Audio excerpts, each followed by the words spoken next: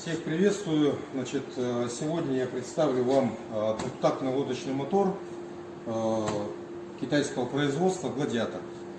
Значит, коротко о моторе. Мотор производится в Китае. Один из лидирующих заводов Китая. Отличный китаец, который показал себя, зарекомендовал с большой буквы на рынке водно-моторной техники. Значит, коротко по характеристикам. 246 кубов идет у данного мотора. 36 килограмм веса, S-нога, 381 идет полностью база Yamaha. На данный мотор, который сейчас представляю вам, 2022 года у них вышла новая линейка у гладиаторов.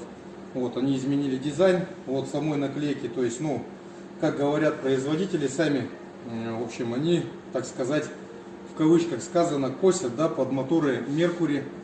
Хотят, сделали какое-то изменение, думаю, это сыграет роль в любом случае при покупке клиентам данного мотора.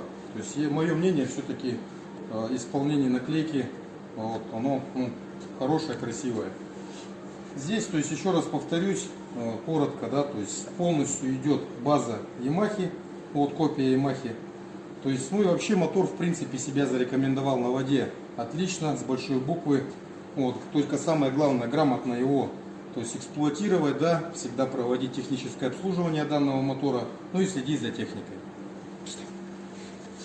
Гарантия, значит, мотора идет. Сейчас, кстати, гладиаторы повысили гарантию на 1 год, то есть у него от завода идет официально гарантия 2 года, и расширенная гарантия. Плюс там добавили, еще раз повторюсь, производители 3 года расширенной гарантии.